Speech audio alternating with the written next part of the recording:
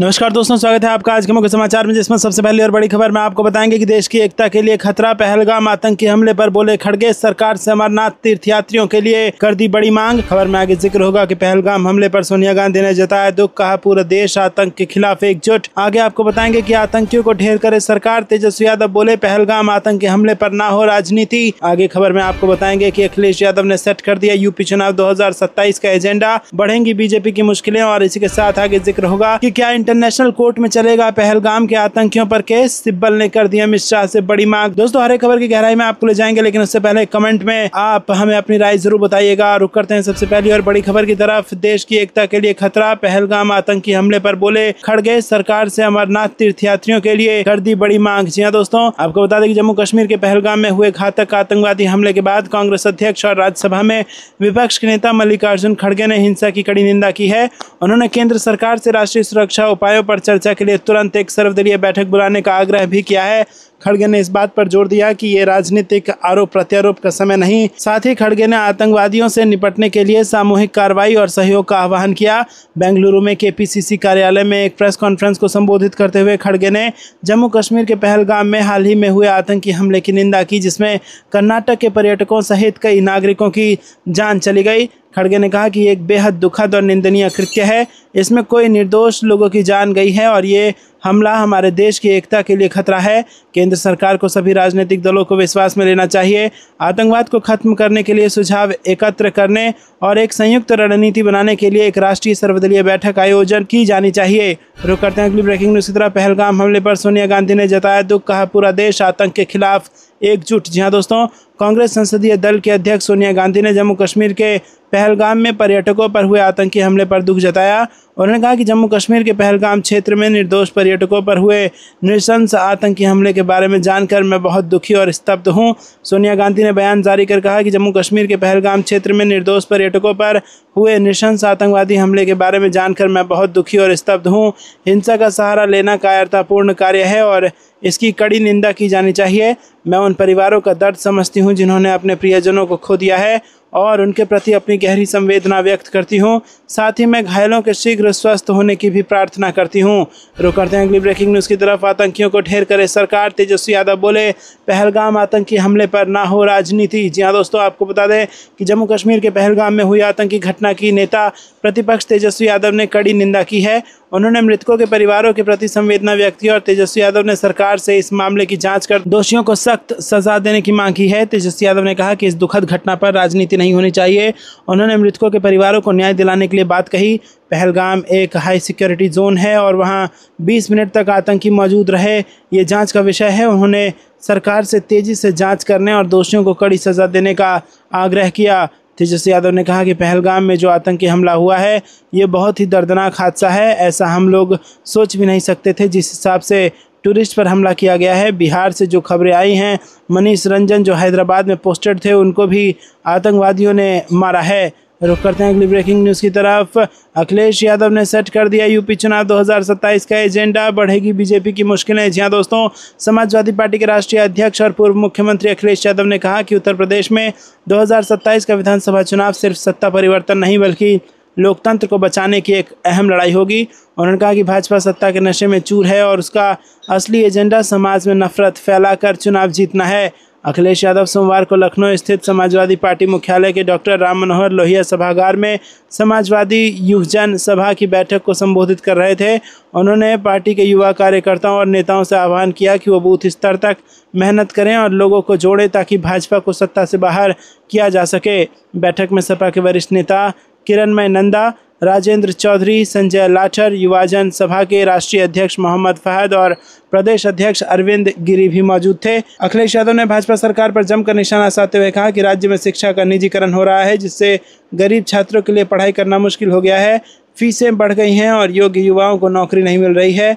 उन्होंने कहा कि भाजपा ने नौजवानों को डिलीवरी बॉय बना दिया है। उन्होंने कहा कि 69,000 शिक्षक भर्ती में आरक्षण नहीं दिया गया। शिक्षा मित्र आत्महत्या कर रहे हैं और बेरोजगारी अपने चरम पर है। भाजपा आरएसएस की साजिशों से युवाओं का भविष्य अंधकार में जा रहा है। रुक करते हैं अगली ब्रेकिंग न्यूज़ की तरफ। क्या इंटरनेशनल कोर्ट में चलेगा पहलगाम के आतंकियों पर केस? सिब्बल ने कर दी अमित शाह से बड़ी मांग। जी हां दोस्तों, जम्मू कश्मीर के पहलगाम में हुए आतंकी हमले के बाद पूरे देश में गुस्सा और आक्रोश है और इस हमले पर राज्यसभा सांसद और वरिष्ठ वकील कपिल सिब्बल ने बड़ा बयान दिया और उन्होंने कहा कि मासूम लोगों को मारा गया। कपिल सिब्बल ने कहा कि इस घटना के जिम्मेदार लोगों पर अंतर्राष्ट्रीय कोर्ट में मुकदमा चलना चाहिए। मैं गृह मंत्री अमित शाह से आग्रह करता हूं कि वो पाकिस्तान को आतंकी देश घोषित करें और अंतर्राष्ट्रीय अपराध न्यायालय में जाएं। मुझे यकीन है कि विपक्ष इस पर साथ देगा। इसी के साथ आपको बता दें कि पाकिस्तान के सेना प्रमुख असीम मुनीर की गले की नस वाली टिप्पणी का हवाला देते हुए कपिल सिब्बल ने पहलगाम में हुए आतंकी हमले को पाकिस्तान प्रायोजित आतंकवादी हमला बताया। असीम मुनीर ने कुछ दिनों पहले बयान दिया था कि यह हमारे गले की नस होगी, हम इसे नहीं भूलेंगे और हम अपने कश्मीरी भाइयों को उनके ऐतिहासिक संघर्ष में नहीं छोड़ेंगे। मुनीर के इस बयान का हवाला देते हुए कपिल सिब्बल ने कहा कि इससे स्पष्ट है कि यह हमला राज्य प्रायोजित है। उन्होंने कहा कि अभी एक सप्ताह पहले ही ऐसा कहा गया था। ये एक बहुत सोची समझी और सुनियोजित आतंकवादी हमला है क्योंकि घाटी पहलगाम से सिर्फ आधे घंटे की दूरी पर है और ये एक उच्च सुरक्षा वाला क्षेत्र है क्योंकि वहाँ अमरनाथ तीर्थ स्थल है। रुक करते हैं अगली ब्रेकिंग न्यूज़ की तरफ। दिल्ली में हरियाणा कांग्रेस की हुई बैठक, विधायक दल के नेता और संगठन पर नहीं बनी बात, संविधान बचाओ रैली की तैयारी। जी हां दोस्तों, आपको बता दें कि गुजरात अधिवेशन के बाद बुलाई गई हरियाणा कांग्रेस के नेताओं की बैठक में अगले 40 दिनों तक संविधान बचाओ रैलियां करने का निर्णय लिया गया है। कांग्रेस नेता वीरेंद्र सिंह और पूर्व मुख्यमंत्री भूपेंद्र सिंह हुड्डा ने हाईकमान से आग्रह किया कि इन रैलियों में पार्टी के उन नेताओं को भागीदारी करने के लिए भेजा जाए जिन्हें कांग्रेस के इतिहास और भारतीय संविधान की गहराई से जानकारी हो। बैठक में हरियाणा कांग्रेस के संगठन, नए प्रदेश अध्यक्ष और जिला अध्यक्षों की नियुक्ति के साथ ही विधायक दल के नेता के चयन पर कोई बातचीत नहीं हुई। रुक करते हैं अगली ब्रेकिंग न्यूज़ की तरफ। सुप्रीम कोर्ट ने पश्चिम बंगाल सरकार को बीजेपी नेताओं के खिलाफ आपराधिक मामलों पर स्थिति रिपोर्ट दाखिल करने का दिया आदेश। जी हां दोस्तों, आपको बता दें कि बुधवार को सुप्रीम कोर्ट ने एक महत्वपूर्ण निर्देश में पश्चिम बंगाल सरकार को आदेश दिया कि वो बीजेपी के वरिष्ठ नेताओं कैलाश विजयवर्गीय, अर्जुन सिंह और अन्य के खिलाफ दर्ज आपराधिक मामलों की जांच की स्थिति पर एक विस्तृत रिपोर्ट दाखिल करे। न्यायमूर्ति अभय एस ओका और न्यायमूर्ति उज्ज्वल भुइयां की पीठ ने राज्य सरकार को 1 महीने के भीतर शपथ पत्र के माध्यम से प्रत्येक मामले की प्रगति की जानकारी देने को कहा। यह आपराधिक मामले पश्चिम बंगाल के विभिन्न थानों में दर्ज किए गए थे जिनमें आरोपियों ने आगामी 2021 विधानसभा चुनाव को ध्यान में रखते हुए इन मामलों को राजनीतिक रूप से प्रेरित बताया है। सुप्रीम कोर्ट ने अगली सुनवाई की तारीख 23 जुलाई तय करते हुए आरोपियों को किसी भी तरह की जबरदस्ती से संरक्षण देने की अंतरिम व्यवस्था जारी रखी है। रुक करते हैं अगली ब्रेकिंग न्यूज़ की तरफ। पहलगाम आतंकी हमला, सुप्रीम कोर्ट में याचिका दायर, पहाड़ी राज्यों में पर्यटकों के लिए सुरक्षा की मांग। जी हां दोस्तों, जम्मू कश्मीर के पहलगाम में पर्यटकों पर हुए आतंकवादी हमले के बाद सुप्रीम कोर्ट में एक याचिका दायर की गई है जिसमें केंद्रीय गृह मंत्रालय और राज्य को पहाड़ी राज्यों और दूरदराज के स्थानों पर जाने वाले पर्यटकों की सुरक्षा के लिए सुरक्षा उपाय करने और उन स्थानों पर सशस्त्र बलों को तैनात करने का निर्देश देने की मांग की गई है जहां बड़ी संख्या में पर्यटक एकत्र होते हैं। ये याचिका अधिवक्ता विशाल तिवारी ने दायर की है।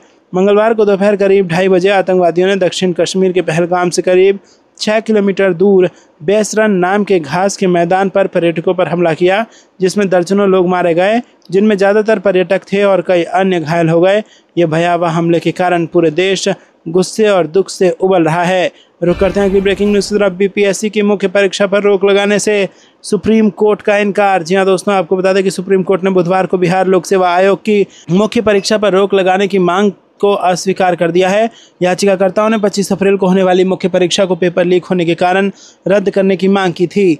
न्यायाधीश दीपांकर दत्ता और न्यायाधीश मनमोहन की खंडपीठ ने 70वीं बीपीएससी की प्रारंभिक परीक्षा को पेपर लीक मामले के कारण रद्द करने को लेकर दायर याचिका को खारिज कर दिया है। रुक करते हैं अगली ब्रेकिंग न्यूज़ की तरफ। वक्फ बोर्ड में मेंबर की नियुक्तियों पर सुप्रीम कोर्ट का बड़ा फैसला, शर्तों को करना होगा पालन। जी हां दोस्तों, आपको बता दें कि वक्फ संशोधन कानून पर सुप्रीम कोर्ट में मामला चल रहा है और इसी कड़ी में मंगलवार 22 अप्रैल को अदालत ने एक अहम फैसला सुनाया है।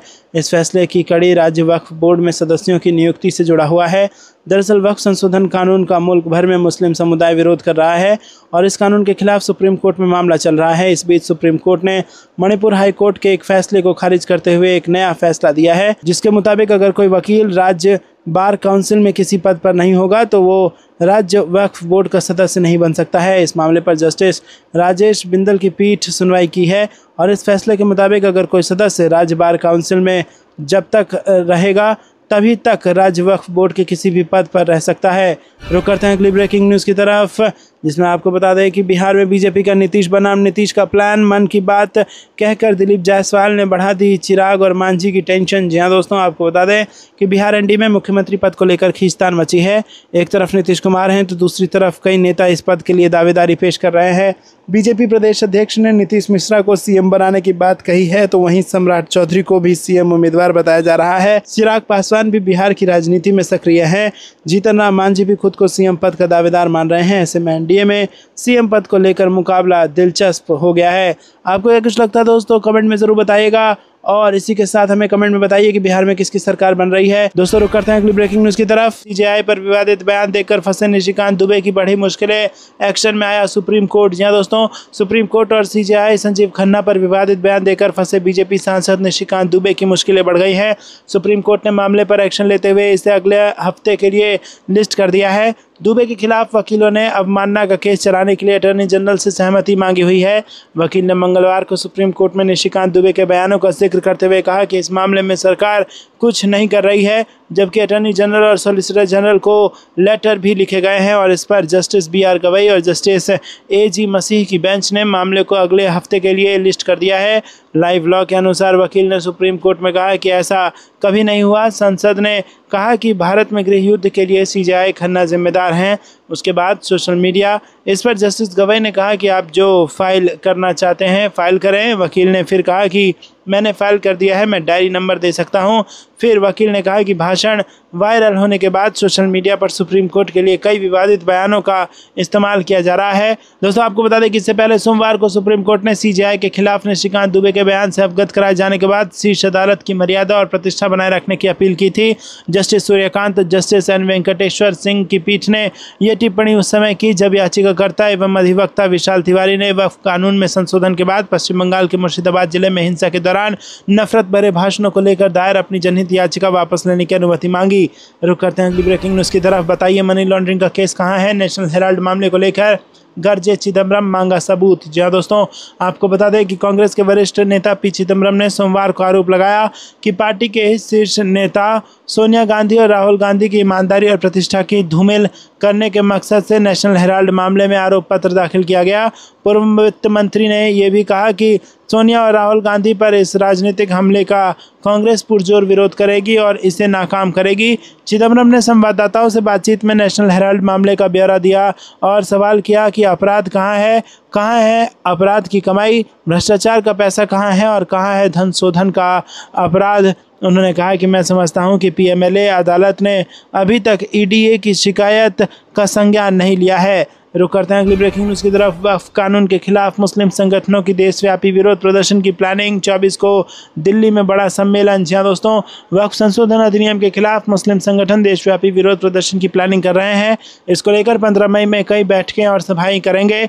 दिल्ली के तालकटोरा स्टेडियम में all India Muslim personal law board ने वक्फ कानून के खिलाफ बड़े प्रोटेस्ट तहफ़्फ़ुज़े औक़ाफ़ कॉन्फ्रेंस का आयोजन किया है, जिसमें मुस्लिम समाज के बड़े नेता शिरकत कर रहे हैं। वहीं जमाते इस्लामी हिंद ने एक नए वक्फ कानून को तत्काल निरस्त करने का आह्वान किया है और लोगों से all India Muslim personal law board के नेतृत्व में इस कानून के खिलाफ अभियान को सपोर्ट करने की गुजारिश की है। रुक करते हैं अगली ब्रेकिंग न्यूज़ की तरफ। बिहार में एनडीए सरकार के खिलाफ अभियान चलाएगा संयुक्त किसान मोर्चा, 10 महापंचायतें होंगी आयोजित। जी हाँ दोस्तों, संयुक्त किसान मोर्चा ने सोमवार को घोषणा की है कि वो बिहार में आगामी विधानसभा चुनाव में बीजेपी और राष्ट्रीय जनतांत्रिक गठबंधन को सजा देने के लिए वहां लोगों के बीच अभियान चलाएगा और 10 महापंचायतें आयोजित करेगा। SKM ने नई श्रम संहिताओं के खिलाफ 20 मई को केंद्रीय मजदूर संघों द्वारा आहूत आम हड़ताल को भी समर्थन दिया और कहा कि किसानों और कृषि श्रमिकों द्वारा बड़े पैमाने पर विरोध प्रदर्शन किया जाएगा। रविवार को SKM की आम सभा की बैठक के बाद जारी एक बयान में किसान संगठनों के शीर्ष निकाय ने कहा कि वो शुल्क मुद्दे पर अमेरिकी उपराष्ट्रपति JD वेंस की यात्रा के दौरान विरोध प्रदर्शन करेंगे। वेंस सोमवार को 4 दिवसीय यात्रा पर भारत पहुंचे। आम सभा ने नवंबर में होने वाले राज्य विधानसभा चुनाव में भारतीय जनता पार्टी और एनडीए को सजा देने के लिए बिहार में लोगों के बीच अभियान चलाने और 10 महापंचायतें आयोजित करने की घोषणा की। रुक करते हैं अगली ब्रेकिंग न्यूज़ की तरफ। न संसद न सुप्रीम कोर्ट, उपराष्ट्रपति धनखड़ के बयान पर कपिल सिब्बल का पलटवार। जी हाँ दोस्तों, यहाँ पर देश की न्यायपालिका और कार्यपालिका के आधार क्षेत्र को लेकर सियासी बयानबाजी आज जारी है। मंगलवार को जगदीप धनखड़ ने कहा कि संविधान की मूल भावना के अंतिम स्वामी चुने हुए जनप्रतिनिधि होते हैं और संसद से ऊपर कोई भी नहीं है। इसके साथ ही उन्होंने इस बात पर भी जोर दिया कि कोई भी संवैधानिक पदाधिकारी जब कुछ कहता है तो वो बात देश के सर्वोच्च हित को ध्यान में रखकर कही जाती है। धनखड़ के बयान पर वरिष्ठ वकील कपिल सिब्बल ने टिप्पणी की है। सुप्रीम कोर्ट बार एसोसिएशन के अध्यक्ष ने कहा कि कानून ना तो संसद सर्वोच्च है ना ही कार्यपालिका, संविधान सर्वोच्च है और संविधान के प्राविधानों की व्याख्या सुप्रीम कोर्ट द्वारा की जाती है और इस देश ने अब तक कानून को इसी तरह समझा है। हालांकि कपिल सिब्बल ने अपने पोस्ट में उपराष्ट्रपति का नाम नहीं लिया। रुक करते हैं अगली ब्रेकिंग न्यूज़ की तरफ। एआई से रोजगार जाने को लेकर सुप्रीम कोर्ट चिंतित, ईवी नीति पर सरकार से 4 हफ्ते में मांगा जवाब। जी दोस्तों, सुप्रीम कोर्ट ने आर्टिफिशियल इंटेलिजेंस और इलेक्ट्रिक वाहनों के बढ़ते इस्तेमाल से ड्राइवरों के रोजगार पर गंभीर चिंता व्यक्त की है। कोर्ट ने ईवी नीतियों के प्रभावी क्रियान्वयन पर याचिकाकर्ता की ओर से उठाए गए सवाल पर सरकार से 4 हफ्ते में जवाब मांगा है। सुनवाई के दौरान सीनियर वकील प्रशांत भूषण ने प्रदूषण और ईवी ढांचे की कमी पर भी जोर दिया है। एआई तकनीक की तेजी से बढ़ती प्रगति पर भी कोर्ट ने चिंता जताई है और मामले की अगली सुनवाई 14 मई को है। आर्टिफिशियल इंटेलिजेंस और इलेक्ट्रिक वाहनों के बढ़ते इस्तेमाल से ड्राइवरों के रोजगार पर पड़ने वाले असर को लेकर सुप्रीम कोर्ट ने गंभीर चिंता जताई है।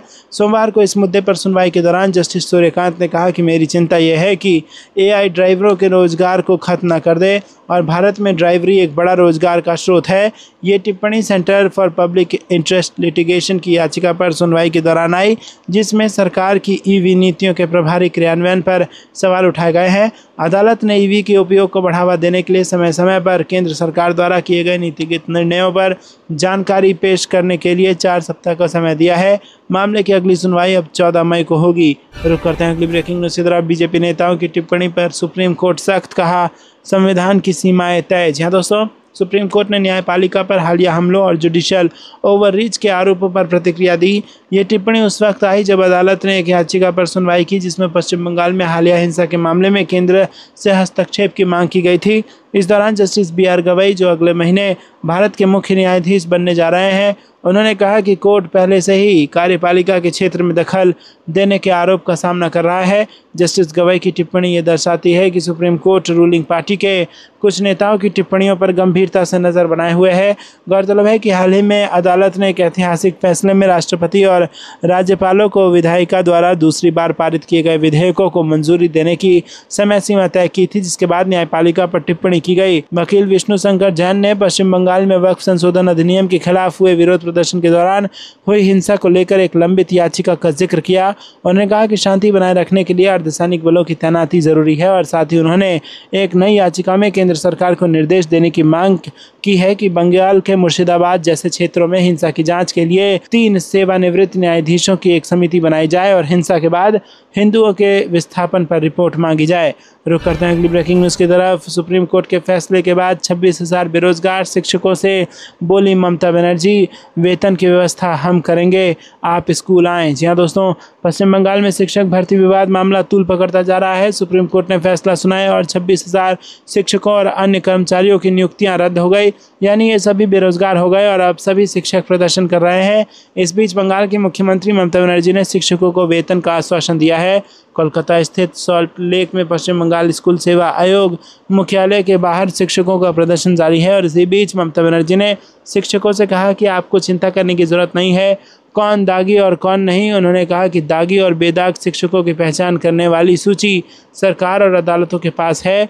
ममता बनर्जी ने कहा कि आप स्कूल लौटे और वेतन की व्यवस्था बंगाल सरकार करेगी। रुक करते हैं अगली ब्रेकिंग न्यूज़ की तरफ। सस्पेंड एसआई अधिकारी का ईवीएम को लेकर चौंकाने वाला दावा, धनंजय मुंडे का भी नाम, बड़ा खुलासा। जी हाँ दोस्तों, महाराष्ट्र में हुए विधानसभा चुनाव के बाद लगातार वोटिंग में गड़बड़ी को लेकर सवाल उठ रहे हैं। आए दिन कुछ न कुछ महाराष्ट्र विधानसभा चुनाव परिणाम को लेकर अपडेट के साथ आरोप लग ही रहे हैं और अब महाराष्ट्र विधानसभा चुनाव को लेकर निलंबित पुलिस अधिकारियों के दावे ने एक नया विवाद खड़ा कर दिया है।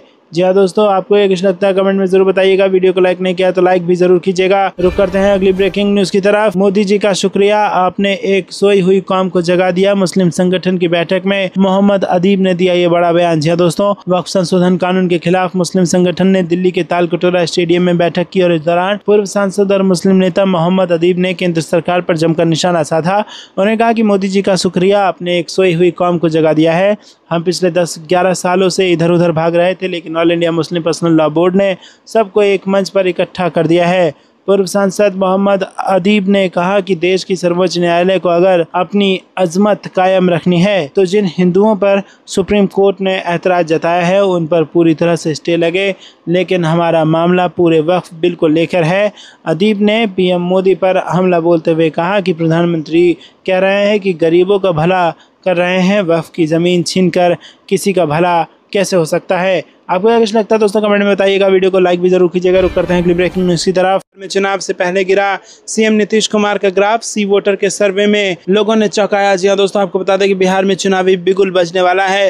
राजनीतिक पार्टियां मैदान में उतर गई हैं। इसी बीच सी वोटर का एक सर्वे चौंकाने वाले नतीजे सामने लाया है। सी वोटर फाउंडर यशवंत देशमुख से इस सर्वे के नतीजे और बिहार की सियासत में बन रहे ताज़ा समीकरणों पर यहाँ पर बातचीत की गई है। एक सवाल का जवाब देते हुए कहा कि कुछ चीज़ें ट्रेंड लाइन में दिख रही हैं।